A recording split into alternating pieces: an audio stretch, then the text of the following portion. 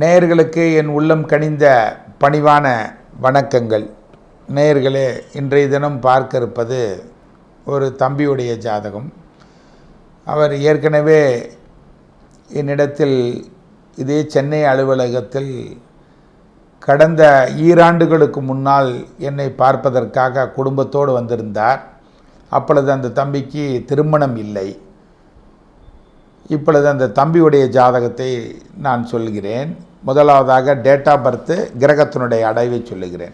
2/9/1990 5:30 PM மாலை பொழுதிலே பிறந்திருக்கிறார், விழுப்புரம் மாவட்டத்திலே. கிரகத்தினுடைய அடைவு, அந்த தம்பி பிறந்தது கும்பலக்னம், ராசி மகர ராசி, திருவோண நட்சத்திரம். பிறக்கும் பொழுது 6 வருடம் 9 மாதம் 23 நாட்கள் ஜனன ஜாதகத்துடைய இருப்பு இருந்தது. அதே போன்று லக்னத்திற்கு 4 ரிஷபமனையில் செவ்வாய், 6ஆம் இடத்திலே உச்ச குரு, 6ஆம் பாவத்திலே கேது, 7ஆம் இடத்திலே சூரியன், புதன், சுக்கிரன். லக்னத்திற்கு 11ஆம் இடம் ஆதாய லாபஸ்தானத்திலே சனி பகவான். லக்னத்துக்கு 12இல் சந்திரன் ராகுவோடு பின்னப்பட்டிருக்கிறது. இப்பொழுது நடைமுறையிலே குரு மகா திசையில் குரு புத்தி 2024 7வது மாதத்தோடு முடிந்தது. நேற்றைய தினம் அந்த தம்பி தன்னுடைய தாயையும் தகப்பனையும் அழைத்து வந்தார். ஏற்கனவே கடந்த 2 ஆண்டுகளுக்கு முன்னால் என்னிடத்தில் ஜாதகம் பார்த்த பரிச்சயம் அவர்களுக்கு உண்டு. திருமண வாழ்க்கையை மிகவும் கவனமாக அமைக்க வேண்டும். இவர்களுக்கு இயற்கையாகவே தாரதோஷம் இருக்கிறது. நடைமுறையிலே அவருக்கு குரு திசை அப்பொழுதுதான் பவனி வந்தது. குரு திசையில், ஏனால் மகர ராசி திருவோண நட்சத்திரத்திற்கு 7ஆம் பாவத்திலே குரு. ஏனால் மகர ராசிக்கு குரு திசை, குரு கெடணும், மகரத்திற்கு குரு கெடணும். நிறைந்த அந்த சந்திரனை பார்ப்பது மிகப்பெரிய தோஷத்துக்கு உள்ளாக்கக்கூடிய திசை. லக்னத்திற்கு 6இல் குரு மறைந்து நிற்கிறான். அப்பொழுது வாகன ரீதியான பிரச்சனை ஏற்பட வேண்டும், உடல் ரீதியான பிணிகளை கொடுக்க வேண்டும், வாகனத்தில் மிக கவனமாக செல்ல வேண்டும். அதே போன்று திருமண வாழ்க்கையை தெளிவாக பார்த்து அமைக்கணும், இல்லைனா தாரதோஷத்தை வழிவகுக்கும். அதே போன்று என்னிடத்தில் பார்த்தவர்கள் மீண்டும் என்னிடத்தில் பார்க்க வரலை. நேற்றைய தினம்தான் அவர்களை சந்திக்கிறேன். அப்பொழுது அந்த தம்பியை பார்ப்பதற்கு அடையாளமே தெரியல.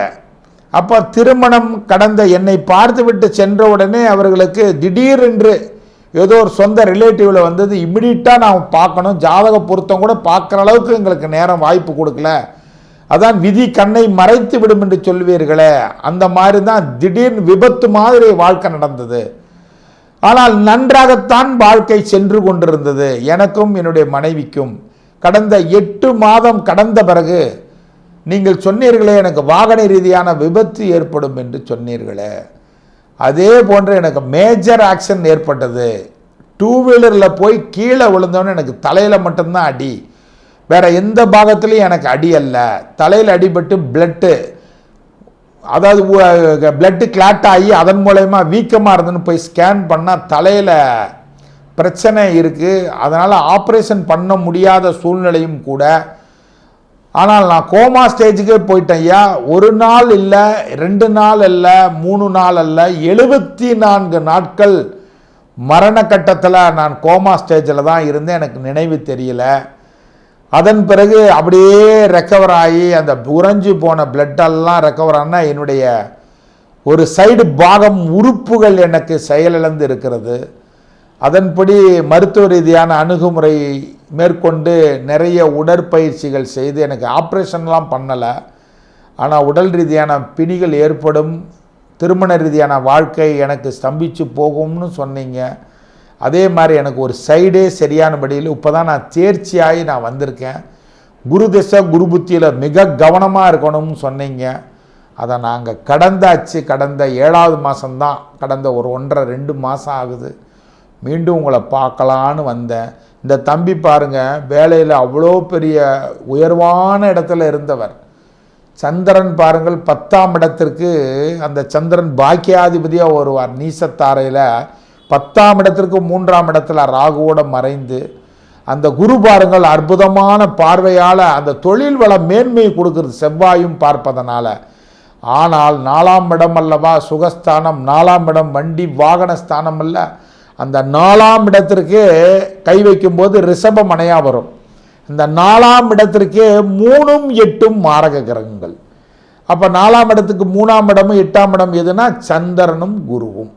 அப்போ பாருங்க, சந்திரன் பாருங்கள் 4ஆம் இடத்துக்கு மாரகாதிபதியாக வருவார்.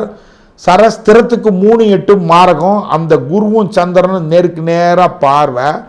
அப்போ சந்திரன் நின்ற இடத்துக்கே குரு பாவியாக வர்றாரு.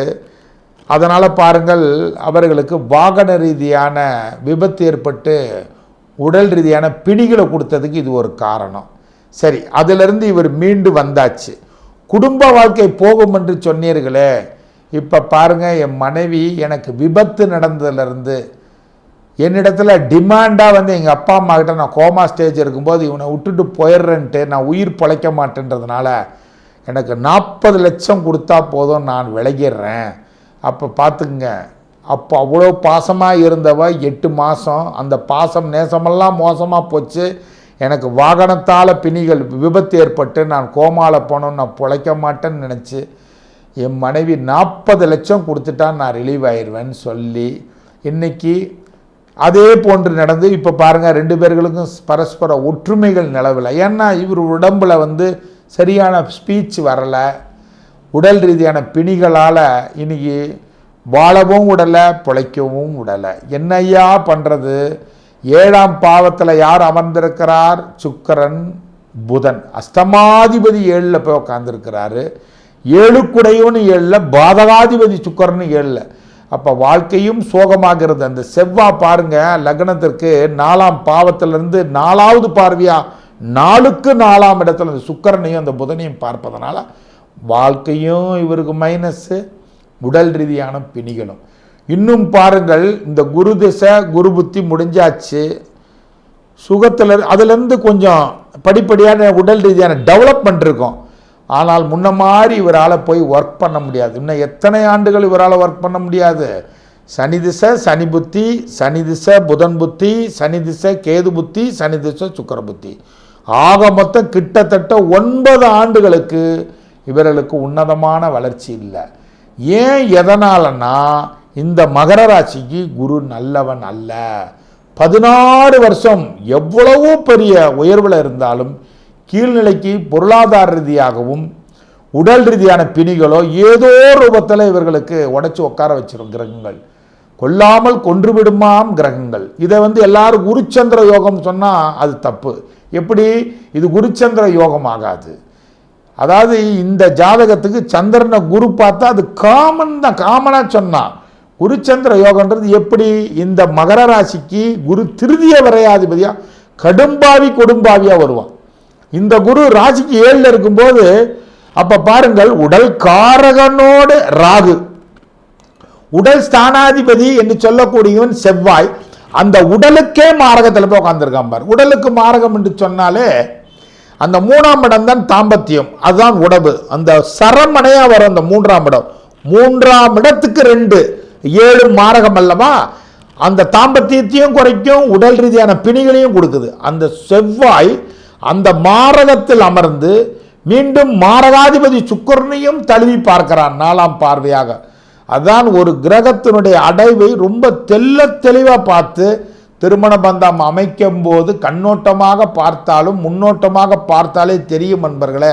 இந்த 9 பொருத்தம், இந்த 10 பொருத்தம், 11 பொருத்தம் பார்த்தீங்களா எவ்வளோ அழகாக ஆஜோனபாகமாக ஜம்முன்னு இருந்த ஒரு ஆரோக்கியமான ஒரு ஆண் குழந்தையினுடைய அம்சமான ஆண்மகனுடைய ஜாதகத்தை கிரகங்கள் கொல்லாமல் கொன்றுவிடும் சொல்கிற மாதிரி கடந்த 2 ஆண்டுகளுக்கு முன்னால் இப்படி நான் பொருத்தம் பார்க்கும்போது என்னை பார்க்க வாங்கன்னு சொல்கிறேன், அவங்க வரலை. அதுலேயாவது நல்ல மாங்கல்ய பலம் உள்ள ஒரு ஐஸ்வர்யமான மேன்மையான குழந்தைகள் எடுக்கலாம் நான் நினைச்சாலும் அவர் விதி விட்டதா? வாகன விபத்தும் நடக்கணுன்ற நடந்தது. நான் சொல்லவில்லை என்பவர்களை, எழுதப்பட்டது நியதி அது.